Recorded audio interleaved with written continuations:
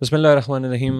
नाज़रीन किराम, अस्सलाम वालेकुम। इस ऑन गोइंग यूएस और इसराइली कॉन्फ्लिक्ट के हम आज 20वें रोज़ में दाखिल हो चुके हैं। इस जंग के जहाँ पर बहुत सारे मुख्तलिफ़ पैराहों में इम्पैक्ट्स हैं। मिलिट्री डिटरेंस इसका एक अहम फ़ीचर है। जियोपॉलिटिकली जो पावर पैराडाइम का शिफ्ट है फ्रॉम वेस्ट टू ईस्ट, ये सबकी निगाहों में है। लेकिन इसके कुछ इन्हीं एस्पेक्ट्स में से एक बहुत ज़्यादा अहम एस्पेक्ट जो डिस्कस भी हो रहा है और जो इस वॉर का एक अहम हिस्सा है, वो इकोनॉमिक इम्पैक्ट्स हैं कि जो ये जंग, ये कॉन्फ्लिक्ट क्रिएट कर रही है, ना सिर्फ पार्टीज़ टू द कॉन्फ्लिक्ट के लिए बल्कि उन तमाम रीजनल कंट्रीज़ के लिए कि जो इस कॉन्फ्लिक्ट से डायरेक्टली या इनडायरेक्टली लिंक्ड हैं या उन पे इफेक्ट हो रहा है इस चीज़ का। इसी सिलसिले में गुफ्तगू करने के लिए आज हमने ज़हमत दी है फ़रहान रिजवी को, जो जेएस ग्लोबल में कंट्री हेड ऑफ सेल्स हैं। अस्सलाम वालेकुम सर। अस्सलाम, थैंक यू। शुरुआत में अगर कुछ हमारे नाज़रीन से गुफ्तगू करना चाहेंगे तो बिस्मिल्लाह। नहीं, नथिंग। आई थिंक ये जो सिचुएशन है for the specially for the Pakistan economy, वो हमें देखनी चाहिए कि ये ऑयल प्राइसेस हैं। ज़ाहिर पाकिस्तान एक मेजरली ऑयल इंपोर्टिंग कंट्री है, और इस कॉन्फ्लिक्ट को देखते हुए डेफिनेटली जो हमारा कंसर्न है सबसे ज़्यादा, जो हमने देखा पिछले 2 सालों में, हम एक बड़े इन्फ्लेशनरी क्राइसिस से गुजरे थे। पोस्ट टू 2022 थोड़ी स्टेबिलिटी आई थी। आज हम इस स्टेबिलिटी के बाद, नई पॉलिसीज़ के बाद चीज़ों में थोड़ा बेहतरी की तरफ से। नाउ दिस कॉन्फ्लिक्ट डेफिनेटली जो कि पाकिस्तान की एक इन्फ्लेशनरी साइकिल को, हमारे इम्पोर्ट एंड एक्सपोर्ट बैलेंस को काफ़ी इम्पैक्ट करेगा। सो वो एक कंसर्निंग पॉइंट है right now for the Pakistan economic side. And definitely for the global perspective ये एक बड़ा ऐसा कॉन्फ्लिक्ट है जिसने ग्लोबल बड़ी इकोनॉमीज़ को बहुत बड़ा इम्पैक्ट किया है, जो कि शायद आने वाले कुछ दिनों में हमें उनके नंबर्स में नज़र आएगा। सही। मैं इत्तेफाक से यानी हम तारीख़ किताबों में पढ़ते थे कि ये इतनी बड़ी एक पैराडाइम शिफ्ट कभी किसी तारीख़ में दौर में आई। आज हम इसको ख़ुद एक्सपीरियंस कर रहे हैं इस अरसे में। मैं सवालात की शुरुआत बग़ैर किसी मुअत्तली के यहाँ से करना चाहूँगा कि हम ये देखते हैं, in fact centre of strategic and international studies की रिपोर्ट का एक इक़्तिबास मैं आपके सामने पढ़ना चाहता हूँ कि shale deposits accounted for almost two-thirds of US oil production and three-quarters of gas in 2019, which have subsequently helped transform US from being the largest world oil importer in 2013 to a net energy exporter by 2019. और अक्सर हम ये सुनते भी आते हैं कि Donald Trump भी अपनी कुछ ट्वीट्स में ये क्लेम करता हुआ नज़र आता है कि हम जो हैं वो we don't get much out of Strait of Hormuz. तो फिर भी जो ये स्ट्रेट ऑफ होर्मुज़ का जो कंट्रोल क्लोजर है, आप ये क्यों समझते हैं कि इसकी एक मिलिट्री एस्पेक्ट है, वो एक अलग बहस है, लेकिन इसको जो कंट्रोल क्लोजर किया गया यकीनन एक इकोनॉमिक डेंट पहुँचाने के लिए किया गया to West and the allies of West. ये कैसे, बावजूद नेट एक्सपोर्टर होने के, कैसे अमेरिका के लिए या अमेरिकन इकोनॉमी के लिए एक डेंट है? ओके, सो ज़ाहिरन आपने शेल गैस की बात की। जी जी। So the oil prices always link with international prices. So shale gas भी इसी तरह ही होती है कि अगर आपने इंटरनेशनल प्राइजेस बढ़ी हैं तो shell gas is link with the international जो भी रेट होगा। सो डेफिनेटली वो प्राइस यूएस में भी कंज्यूमर एंड पे नज़र आएगी। सो अगर इफ़ यू टॉक अबाउट, तो यूएस में भी हमने ओवरनाइट पेट्रोल प्राइजेस को बेइंतहा बढ़ते हुए देखा है पिछले इन 15-20 दिनों में, जब से ये वॉर कॉन्फ्लिक्ट स्टार्ट हुआ है। That would lead definitely, US is a country जो कि around 13 million barrel, if I am not mistaken, 13 million barrel per day use करता है ऑयल। और सो ये अच्छा, ये सिर्फ यूजेस की बात कर रहे ऑयल हैं। कंजम्पशन है यूएस की। सो डेफिनेटली जब आप $2 पर बैरल का इम्पैक्ट लेके आएंगे, so that would be a huge impact on your expenditure side as well. So inflationary crisis भी आएंगे। यूएस आज, मैं फेड रेट देख रहा था तो शायद 3.7 है। आई थिंक इतना फेड का बेंचमार्क रेट कभी भी नहीं रहा। सो ये इन्फ्लेशनरी क्राइसिस डेफिनेटली यूएस के लिए भी एक बहुत बड़ा इशू है। अगर आप स्टेट ऑफ होर्मुज़ की क्लोजिंग की बात करें तो it's just a 20% of the supply, but most of the countries जिन्होंने जीसीसी कंट्रीज़ पे रिलाई करना है, उनकी जो रिफाइनरीज़ लगी हुई हैं, वो जीसीसीज कंट्री की क्रूड को ही रिफ़ाइन करने के लिए। दुनिया में हर तरह हम मुख्तलिफ़ किस्म का क्रूड निकलता है ना, वेनेजुएला में अलग निकलता है, जीसीसी कंट्रीज़ में अलग निकलता है, हर कंट्री का अलग अलग होता है, उसकी क्वालिटी अलग होती है, उसकी बाय प्रोडक्ट्स अलग होती हैं। वो डेफिनेटली वो इंफ्रास्ट्रक्चर दुनिया को रीबिल्ड करना है अब, जो इस रीजन के कॉन्फ्लिक्ट के बाद नज़र आया है। हमने देखा न्यूज़ में कि US itself is going to install after a huge gap एक बड़ी रिफाइनरी प्रोजेक्ट लगाने जा रहा है, बिकॉज यूएस तरह के प्रोजेक्ट लगाते ही नहीं था, they always go for the refined products. I think ये conflict is not just for a two countries conflict, it's for the entire world. ये दुनिया की एक नया इन्फ्लेशनरी क्राइसिस क्रिएट करने जा रहे हैं, जिसके बाद शायद दुनिया में एक बहुत बड़ा हम पावर बैलेंस इसको कह लें आप, देखने में मिलेगा कि वेस्ट और ईस्ट का it's kind of a power shift. So it's kind of कि बैलेंसिंग हो रही है पावर की from West to East. So definitely वो हमें नज़र आ रहा है इस तरह के क्राइसिस को क्रिएट करके, ताकि लोगों को अपनी नीज पे लाया जाए सेटल करने के लिए। यहीं इसका एक और एस्पेक्ट ये भी है कि अभी आपने मेंशन भी किया इत्तेफाक से कि सिर्फ 20% ऑफ द वर्ल्ड ऑयल जो है वो स्ट्रेट से पास होता है, स्ट्रेट ऑफ हॉर्मुज़ से। लेकिन सवाल ये है कि 20% ऑफ ऑयल अगर स्ट्रेट से पास हो रहा है और उसमें भी स्ट्रेट ऑफ हॉर्मुज़ पे कंट्रोल्ड क्लोजर है, बावजूद उसके आप ये कह लेंगे ये जो इकोनॉमिक इम्पैक्ट्स हैं ये वाइड स्प्रेड है दुनिया में, सिर्फ उन तक महदूद नहीं है। इसकी वजह क्या है? 80% ऑफ ऑयल तो दुनिया में फ्री है ना। ओके, सो देखिए, जो सप्लाई डिस्टरप्ट होता है ना, वो दुनिया में एक ऐसी कैफियत क्रिएट कर देता है जिसके बाद सप्लाई डिमांड मिसमैच होना शुरू हो जाती है। दुनिया में बहुत सारे कंट्रीज़ के, चाहे यूके हो, यूएस हो, they have a strategic reserves, जो कि हमने मुख्तलिफ ट्वीट्स में भी पढ़ा कि हम स्ट्रैटेजिक रिजर्व को यूज़ करेंगे, जिसके बाद ऑयल प्राइसेस अलाइन हो जाएंगी। Iran, actually what Iran is doing in this war, Iran is making this war expensive to the entire world. वो इस वॉर को दुनिया के लिए इतना महंगा बना देगा कि माइट भी दुनिया आके एक सर्टेन लेवल पे कहेगी यूएस ईरान दोनों को, भाई इसको क्लोज कर दें। European countries heavily rely on GCC supply, China heavily rely on GCC supply, Russia अपने सैंक्शंस की वजह से मुख्तलिफ जगहों पे ऑयल नहीं भेज सकता, देयर आर इशूज़। और रशियन क्रूड को सेटल करने के लिए, रिफाइन करने के लिए वो इन प्लेस इंफ्रास्ट्रक्चर मौजूद ही नहीं है, मुख्तलिफ कंट्रीज़ में वो इंफ्रास्ट्रक्चर मौजूद नहीं है। So there is a strategically जो उन्होंने इस दुनिया को रीअलाइन करने के लिए जो स्ट्रैटेजिक मूव ली है, it's not for just Iran US या Iran Israel war, it's for the entire world. वो इस वॉर को इतना एक्सपेंसिव बना देंगे कि दोनों से सारी दुनिया कहेगी कि आप इसको क्लोज करें। क्योंकि आज हमने देखा यूरोपियन पिछले पोस्ट कोविड बहुत सारे डिफ़ॉल्ट के सिनेरियो से गुजरे। हमने ग्रीस देखा, हमने बहुत सारे यूरोपियन कंट्रीज़ देखे जिनकी अपनी इकोनॉमिक सिचुएशंस ख़राब थी। हमने खुद यूके के अंदर देखा कि बहुत सारे इकोनॉमिक मेजर्स लिए गए, जिसके बाद इन्होंने चीज़ों को अलाइन किया है। So I think this war is not just, this closure is not just for the people of Iran या उनकी पावर को दिखाने के लिए, it's for the entire world. उन्होंने एक मैसेज दिया है एंटायर वर्ल्ड को कि भाई this will cost you a lot. So आप देखें कि पिछले 3 सालों में US has spent $27 billion on Israel military support. So ज़ाहिरन ये उनके अपने अकाउंट पे भी इम्पैक्ट है ना, it's just a military support, इसके अलावा बहुत सारी कमिटमेंट्स और हैं। सेम गोज़ फॉर जो हमने अभी देखा कि the amount of interceptors they are using, they are losing, they are mismatching the cost. Basically they are losing the economic war. It's a more of economic war. Iran उनके साथ financially damage कर रहा है। सो strategically ये दुनिया को इसका impact बता रहा है। ये जो स्ट्रेट ऑफ हॉर्मुज़ का क्लोजर है वो दुनिया के लिए एक नया इम्पैक्ट है। Iran is making expensive more every single day.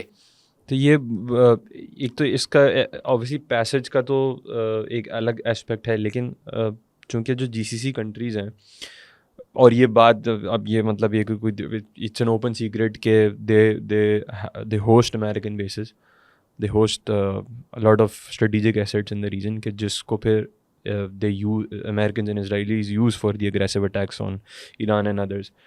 In fact, attacks on their own soil. Qatar से ही उठ के एयरफील्ड टैंकर जाता है इसराइली एयरजेट को मिड एयर में रिफ्यूल करता है, कतर पे जो है वो इसराइली बम्बार्डमेंट होती है, वापस कतर में ही लैंड कर जाता है वो एयर टैंकर्स। तो इस स्पेसिफिकली स्ट्रेट ऑफ हॉर्मुज़ में से जो कंट्रोल क्लोजर है, सिर्फ मैं क्लोजर की बात कर रहा हूँ, मैं नेक्स्ट सवाल में उनकी ऑयल प्रोडक्शन फैसिलिटीज़ पे भी आऊँगा, ये जीसीसी के लिए कितना बड़ा इम्पैक्ट आया? वो रेड सी वाला रूट इस्तेमाल करके वेट कर सकते हैं इस इम्पैक्ट को, या फिर नहीं है इनके लिए सिर्फ यही चोक पॉइंट जो है सबसे ज़्यादा? देखें, इस दो इवेंट्स हुए हैं इस रीजन में। एक बाब मंदब का क्लोजर था, जो यमन के कॉन्फ्लिक्ट में हमने देखा। एक स्ट्रेट ऑफ हॉर्मुज़ हमने देख लिया। स्ट्रेट ऑफ हॉर्मुज़ 1980s में भी इस तरह एक दफ़ा बंद हो चुका है।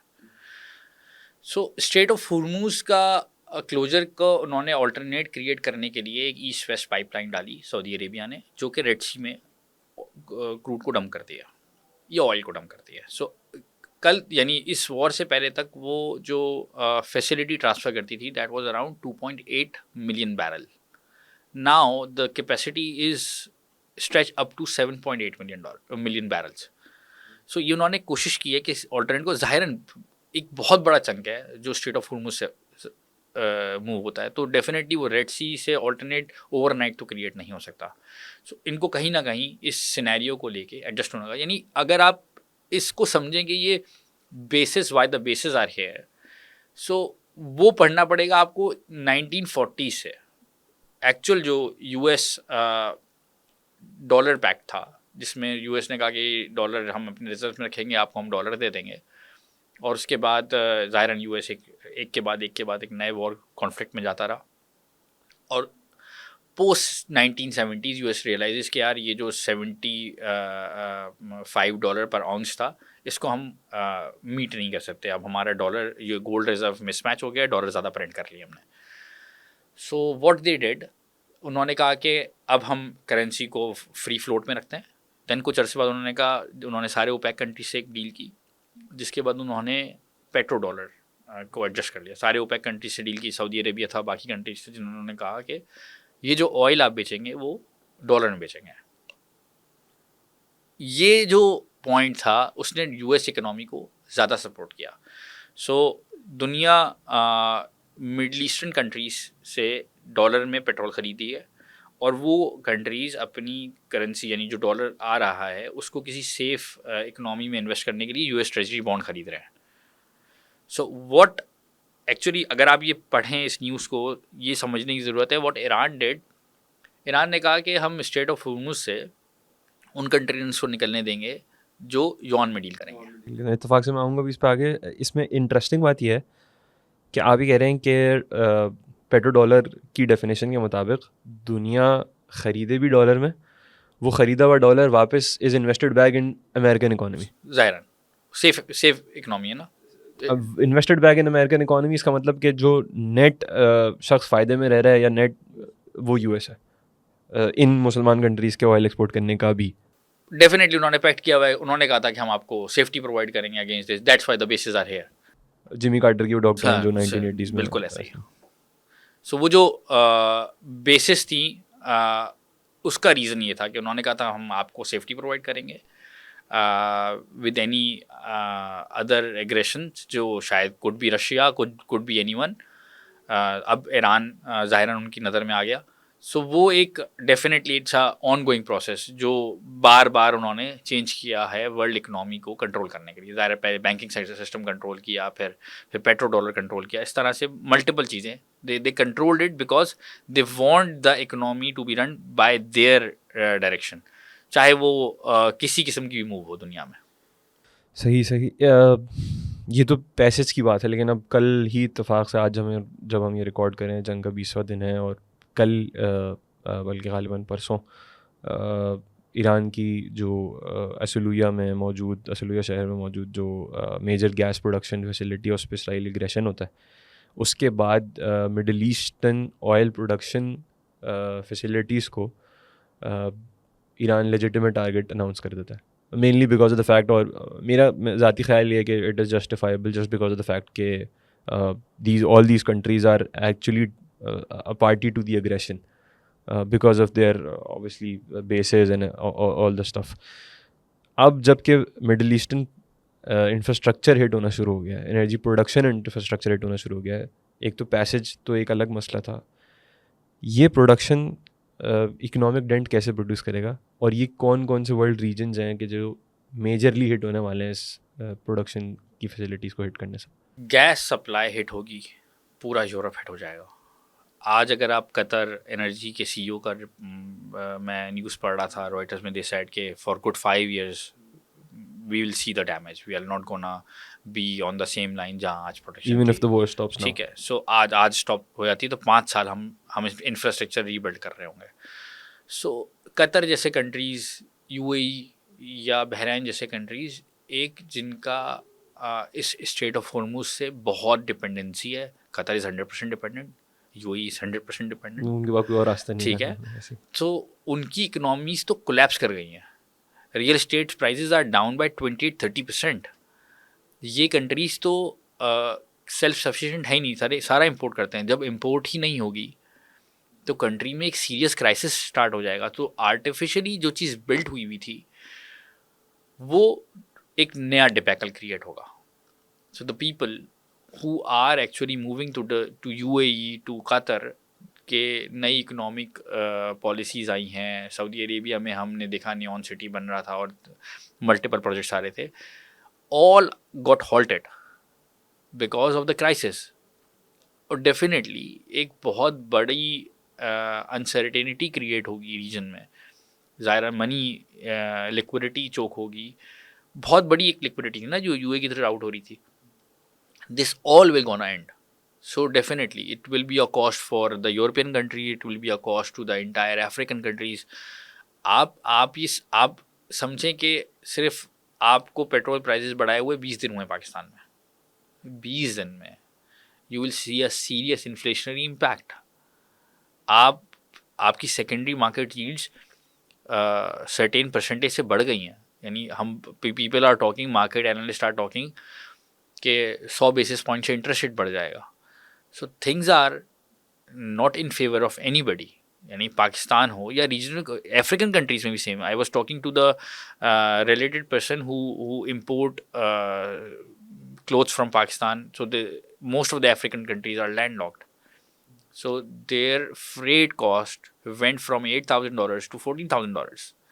This is a serious concern. So अगर आपके कंटेनर पे 100% से प्राइस ट्रांसपोर्टेशन की मूव हो जाएगी, सो उसका इन्फ्लेशन पे क्या इम्पैक्ट होगा। जो कंट्रीज लैंडलॉक हैं, जो सेल्फ कुछ प्रोड्यूस नहीं करती। Iran is fighting a war like anything because they are making everything in house. लोगों के लिए सस्टेनेबल वॉर है क्या? यानी जब ईरान में आज आप बात करेंगे, उनका सस्टेनेबल वो सुई से लेकर गाड़ी के इंजन तक सब खुद बना रहे हैं। That's why they are sustainable. They can keep this war for more 100 days. ये आपको लगता है कि ये जो आइडियोलॉजी है विच रिपोर्टेडली और गालिबन ऐसा ही है कि got pumped into their society after और रेवोल्यूशन, पोस्ट रेवोल्यूशन, ये आइडियोलॉजी भी एक्सपोर्ट होगी अब कि दुनिया इस तरफ चली जाएगी भाईजान, सस्टेनेबल होना ज़रूरी है। देखिए, फ्रॉम एन इकोनॉमिक पर्सपेक्टिव मैं इस चीज़ को इस तरह देखता हूँ कि अगर आप पर्शियन एम्पायर पढ़ाओ ना आपने, 2700 साल पुरानी हिस्ट्री है।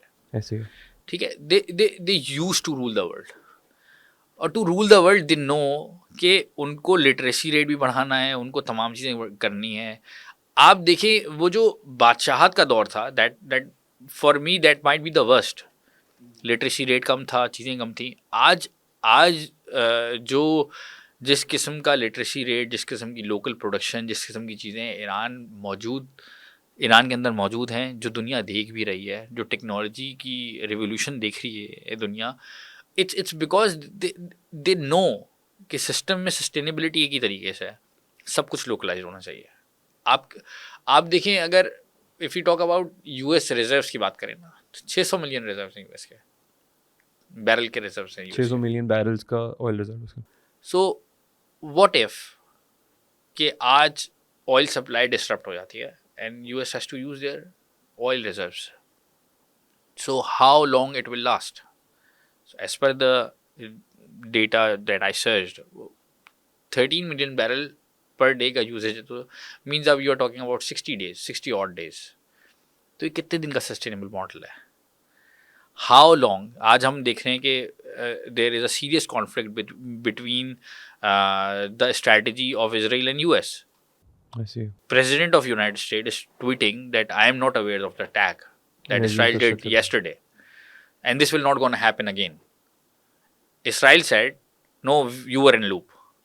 So that seems there is a serious problem they are facing, and they are requesting the entire world to open the Strait of Hormuz.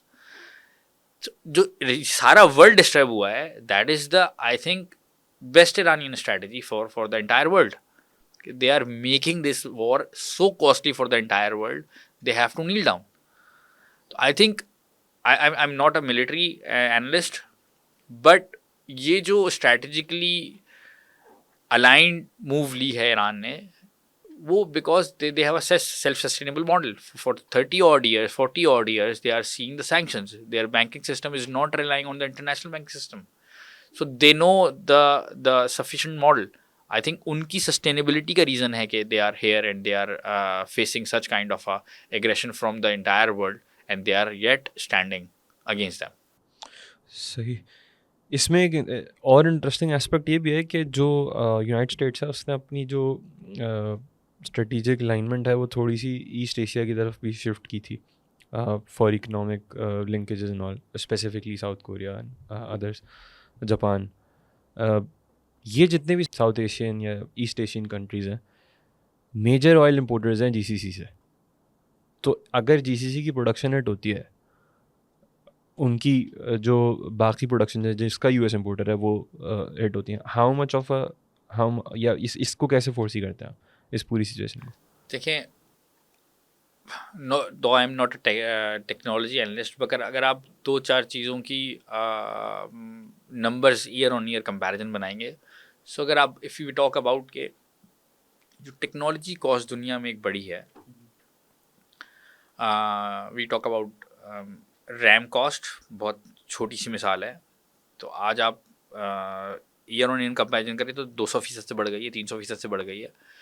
इस तरह की बहुत सारी और टेक्नोलॉजी कॉस्ट है जिसका कोर प्रोड्यूसर इस टाइम डिपेंडेंसी है on Vietnam and south Korea, and that would B halted. अगर हम बात करें तो सैमसंग जो रैम प्रोड्यूस करती है, they are not even able to utilize for themselves, अपने मोबाइल डिपार्टमेंट को मना किया. सो ये अगर आपकी न्यूज़ गुजरी हो तो बिकॉज रीज़न ये है कि दुनिया एक नए किस्म की क्राइसिस की तरफ जा रही है. Technology cost will gonna hit so hard the entire world for down the road. 2-3-4 साल बाद आप देखेंगे ये टेक्नोलॉजी कॉस्ट बहुत बढ़ जाएगी. सो वो जो रिलायंस ऑन टेक्नोलॉजी था, वो था साउथ कोरिया और वियतनाम की तरफ मूव होना स्ट्रैटेजी को. But what this war is doing to them, वो साउथ कोरिया में भी एक ऐसा इन्फ्लेशनरी क्राइसिस क्रिएट करेगा जो बहुत सारी चीज़ों को, बहुत सारी नई डेवलपमेंट्स को हॉल्ड कर देगा. So there are things that would lead them to realize कि यार टेबल पे तो आपको बराबर की बुनियाद पे बैठना पड़ेगा. So might be China would be beneficiary for this, the entire reason would be beneficiary for this अगर चीज़ें स्टेबलाइजेशन की तरफ जाती हैं. न्यूट्रल वर्ल्ड हो, तमाम लोग आज़ाद हो हर ट्रेड करने के लिए, then that would be good. That effectively is the best case scenario. Best case scenario, and in other words, एक hegemony का टूटना, एक वर्ल्ड पावर की hegemony का टूटना. गोइंग फॉरवर्ड मैं इसमें यह एस्पेक्ट भी है कि चाइना दुनिया का सेकंड लार्जेस्ट वर्ल्ड इंपोर्टर है. No major oil production, no major gas production inside the country, yet a very huge consumer of fossils. उनकी भी जो, हालांकि उन्होंने डाइवर्सिफाई करने की कोशिश की अपने ऑयल इंपोर्ट्स को ओवर द ईयर्स, लेकिन हमें देखते हैं मेजर इंपोर्ट्स उनकी जीसीसी से हैं. अब जीसीसी के न सिर्फ ऑयल पैसेज तो चाइना को अलाउ किया था स्ट्रेट ऑफ हॉर्मुज़ से पास होने के लिए, हेंस द कंट्रोल क्लोजर. लेकिन अब चूंकि ऑयल प्रोडक्शन फैसिलिटीज़ भी हिट होना शुरू हो गई हैं, तो this would obviously impact China as well. China the economic hegemony in the world. तो इसको आप कैसे देखते हैं? Would this result in a paradigm shift के जहाँ पे चाइना अपने इम्पोर्ट स्ट्रैटेजी को चेंज करके किसी और की तरफ देखना शुरू करेगा, या फिर it would yield in something else? China का अगर आप इम्पोर्ट डेटा देखें 2022 से, सो चाइना की major import is with Saudi Arabia, oil imports की बात करें, Iraq and I think Qatar, so if I am not mistaken. So जिसमें जो डेटा अगर आप वेसल ट्रैकिंग डेटा देखेंगे, सो एक वो बताता है कि 13% of the oil import is from Iran as well. यानी वो ऑफिशियल नंबर्स में नहीं आता, बट अगर आप वेसल ट्रैकिंग देखेंगे तो दैट नंबर शोज कि 13% of the oil comes from Iran. So ज़ाहिरन वही वाली बात कि सारी दुनिया की इकनॉमी हिट होगी. तो डेफिनेटली उसमें we are talking about the entire world, it's not about the specifically for any country, it's for everybody. जो स्ट्रैटेजिक मूव ली है टू ट्रेड इन यॉन, वो डेफिनेटली एक बड़ा कि आपने एक ऐसी पावर को आगे किया है जो कभी किसी कॉन्फ्लिक्ट में उतरी ही नहीं सिवाय इकोनॉमिक वॉर फ्रंट पे. और शायद बाय चॉइस नहीं उतरी. बाय चॉइस नहीं, and they prove they are leading the economies, they are running the shows. So what Iran did, Iran tried to move the power from west to east with linked with to some extent China. कि उन्होंने कहा कि यार आप Yon में trade करेंगे. This is what actually US is doing for good past 30-40 years कि आप डॉलर में ट्रेड करेंगे अगर आपको ऑयल लेना है तो. This is what Iran did actually. ये आप ये नहीं समझते कि एक अगर पेट्रो डॉलर की वजह से अगर डॉलर यूएस डॉलर की हेजेमनी थी इकोनॉमिकली, तो अब वो हेजेमनी ख़त्म होकर के किसी और करेंसी में चली जाएगी. मतलब सही है कि पावर शिफ्ट हो गई ईस्ट से वेस्ट से ईस्ट में, लेकिन अब नया एक हेजेमन बन के सामने आ जाएगा. देखें डेफिनेटली ये ओवरनाइट तो नहीं होता. It might take a decade to end this. और माजद इसमें एक सवाल और लीजिएगा, ये भी इसमें ऐड कर लीजिएगा कि क्यों ईरान ने युआन ही सेलेक्ट किया था. अपनी करेंसी में भी कह सकते थे कि जी तुमान की बड़ी बुरी हालत है, दुनिया तुमान में ट्रेड करना शुरू कर दे. ओके, सो तुमान का हर दुनिया के लिए एक्सेस और बैंकिंग सिस्टम का एक्सेस आज की डेट में एक्सेसिबल नहीं है ना. सो चाइना का था. चाइना सारी दुनिया के लिए ट्रेड पार्टनर भी है. सो और being the largest trade partner of the entire world, China को ही सूट करता था. Iran take a strategic move. Iran didn't show के हमने सेल्फिश मूव लिया है for the world. Iran take a move कि यूएस ने एग्रेशन दिखाया, now we are showing the aggression against US. वो कौन तोड़ेगा? वो बराबर की इकोनॉमी तोड़ेगी ना, वो चाइना की है. सो वो मूव जो है वो बहुत स्ट्रैटेजिक मूव है एंड वेरी. लेकिन वो जो सवाल है कि वो नया हेजेमन क्रिएट कर देंगे. वो देखिए, पुरानी हेजेमनी अव्वल तो टूटने बहुत टाइम लगेगा. अगर 20% भी शिफ्ट हो गई ना तो it's a power balance game. So nobody can claim I am the biggest one. And China being the economic leader for since last 5 to 10 years हमने देखा कि दुनिया की हर इकोनॉमी को कंट्रोल कर रहा है. सप्लाई साइड सबसे बड़ी चाइना की है. So I was talking to an analyst who said कि China is not about just cheap production. We need to learn what China did actually. So if you ask the Apple guy to had a meeting, technology PhDs बुला लें आप, so you can actually fill a boardroom in United States with PhD technologists at some point in time. But if you ask China to hold this meeting, you actually will have fill the stadium who are PhD in technology. So they actually work so hard on the literacy, on the technology upgradation कि उन्होंने दुनिया को इस तरह से lead किया है. It's not just कि they are cheap producers. उन्होंने चाइना की चीज़ ख़राब होती है. It's not just like this. अगर आप टेक्नोलॉजी बात करेंगे, they had no match. They are producing Apple and they are producing a Chinese phone. Both had same things that are available, that features are available. But definitely, whatever you want, they'll produce for you. सही. लेकिन इसमें जहाँ पूरी दुनिया के impact की हमने बात की, शुरू में आपने कहा भी था अपनी ओपनिंग स्टेटमेंट में भी कि हम पाकिस्तान में आज की डेट तक मेजर एनर्जी इंपोर्टर हैं. और हमारी जो इंपोर्ट्स हैं वो हमेशा से सेंटर्ड रही हैं फ्रॉम जीसीसी. हमेशा से हमने जीसीसी से ही सोर्स किया है. अब कि जब जीसीसी इकोनॉमीज़ भी अब किसी एक अच्छी हालत में नहीं हैं, ख़ुद अभी आपने कतर के गैस फैसिलिटेशन के सीईओ का भी कोट किया, प्लस ये कि बावजूद इसके कि स्ट्रेट ऑफ हॉर्मुज़ से पाकिस्तानी वेसल्स पास हुए, इनफैक्ट कल भी एक वेसल की खबर थी कि पाकिस्तानी वेसल पास हुए वहाँ से, लेकिन अब चूँकि प्रोडक्शन साइट्स भी हिट होना शुरू हो गई, तो वुड आप क्या फोर्सी करते हैं कि हमारी जो प्रोडक्ट या इम्पोर्ट स्ट्रेटजीज़ हैं, will we see a shift in them या फिर नहीं, it still stick to the GCC? I think हम इम्पोर्ट करते हैं जीसीसी कंट्रीज से because of our credit line. एक हमारा एक बहुत पुराना रिलेशनशिप है, that will definitely will continue.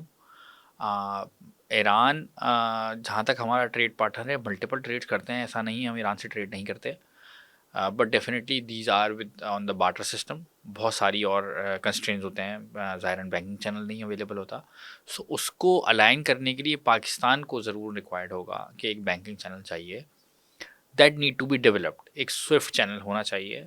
That is because of the sanctions हम ईरान के साथ आज की डेट में नहीं कर सकते।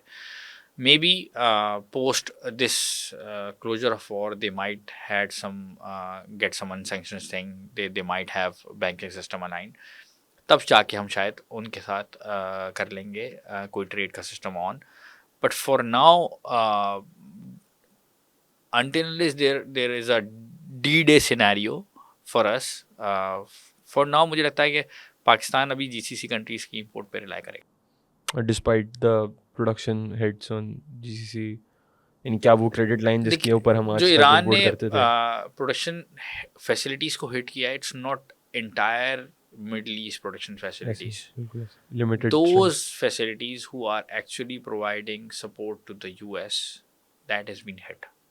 So आप देखें रियाद की जो फैसिलिटी को हिट किया है, वो तो किसी और कंट्री शहर की भी कर सकते थे ना। रियाद की facility is 160 barrel per day, 160,000 barrel per day, 60,000 barrels per day, 1,60,000।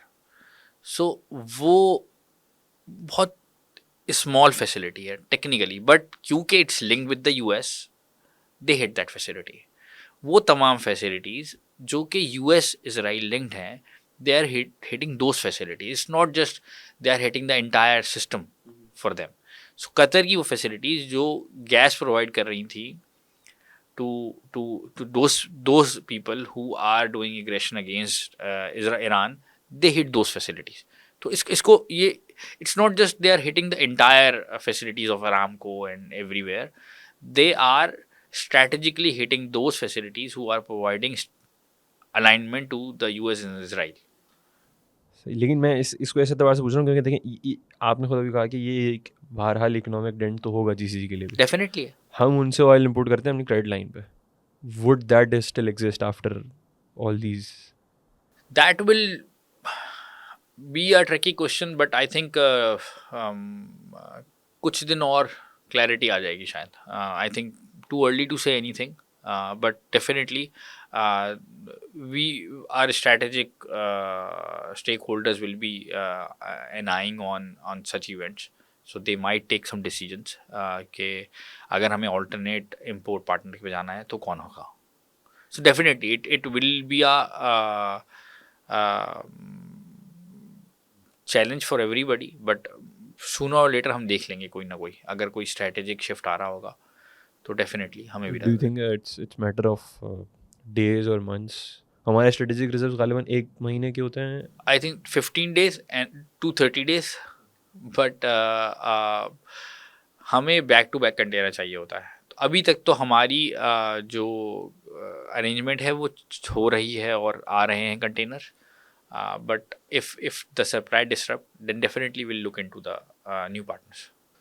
सही। इस पे और मज़ीद भी सवालात हैं specifically to the nature of economy which we live in Pakistan, and is there a paradigm shift, या तो एक फ़िक्र का चेंज रिक्वायर्ड है या नहीं। लेकिन इसके लिए फिर इंशाल्लाह दोबारा आपको ज़हमत देंगे। बहुत शुक्रिया टाइम निकालने के लिए। नाज़रीन, ये कुछ इकनॉमिक इम्पैक्ट्स थे, अपने एतबार से हमने इसको डिस्कस करने की कोशिश की। उम्मीद है ये मुफीद फ़ायदा साबित हुए होंगे। अब तक के लिए मुझे दीजिए। अल्लाह हाफ़िज़।